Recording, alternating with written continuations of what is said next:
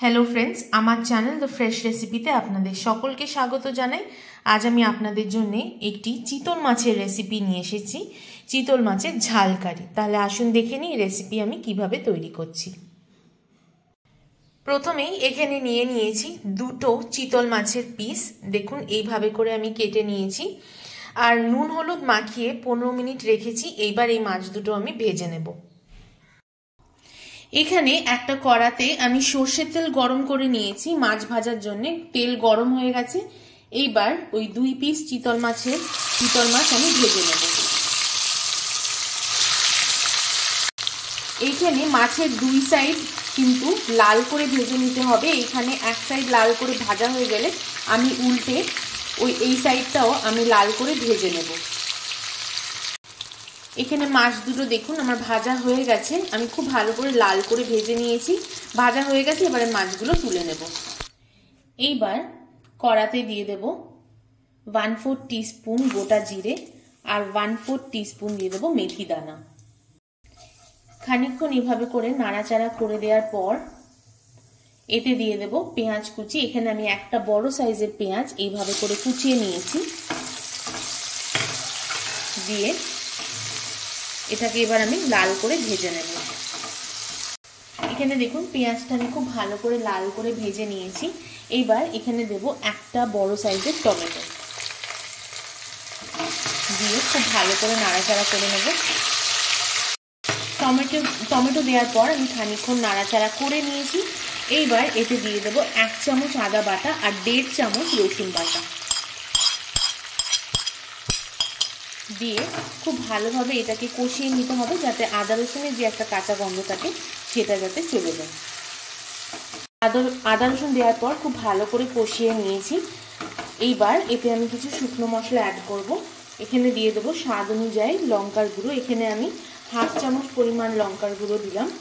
দিয়ে দেব 1/2 চামচ পরিমাণ হলুদ গুঁড়ো আর দিয়ে দেব 1/2 চামচ পরিমাণ জিরে গুঁড়ো। দিয়ে এটাকে খুব ভালোভাবে নাড়াতে হবে। আর এর সাথে দেব স্বাদ অনুযায়ী নুন অ্যাড করব। এখানে আমি স্বাদ অনুযায়ী 1 চামচ নুন অ্যাড করলাম। দিয়ে খুব ভালোভাবে এটাকে নাড়িয়ে দিতে হবে আর আমি খানিকক্ষণ এটাকে কষিয়ে নেব। এখানে দেখুন আমি খানিকক্ষণ মশলাটা খুব ভালো করে কষিয়ে নিয়েছি। আর আরেকটা কথা বলে দিই, এই কষানোর সময় কিন্তু আমি এখানে 3 থেকে 4 টেবিল স্পুন জল অ্যাড করেছিলাম। তো আপনারা চাইলে কিন্তু জল অ্যাড করেও মশলাটা কষিয়ে নিতে পারেন। খুব ভালো করে মশলা কষানো হয়ে গেছে। এবার এতে 1 টিস্পুন পরিমাণ কাসুরি মেথি এতে অ্যাড করে দেবো। একটু ক্রাশ করে অ্যাড করলাম। দিয়ে এভাবে করে একটু মিশিয়ে নেব। মশলাটা মিশিয়ে নেওয়ার পর এতে এবার গ্রেভির জন্য আমি জল অ্যাড করব। এখানে আমি 1/2 কাপ পরিমাণ জল অ্যাড করলাম। এবার এই গ্রেভিটাকে আমি ফুটতে দেব।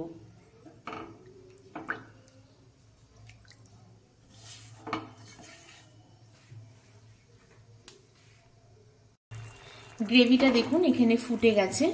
ঠিক এই সময় আমি এখানে ভেজে রাখা মাছ দুটো দিয়ে দেব।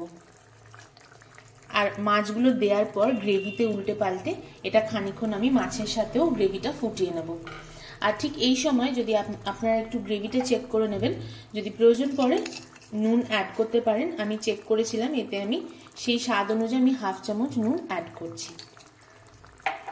দিয়ে এটাকে একটু নাড়িয়ে চাড়িয়ে দেব আর মাছটাকে একটু উল্টে দেব। দিয়ে খানিকক্ষণ আর আমি এটাকে ফুটিয়ে নেব। এইবার ঢেকে রেখে আমি এটাকে 3-4 মিনিট ফুটিয়ে নেব।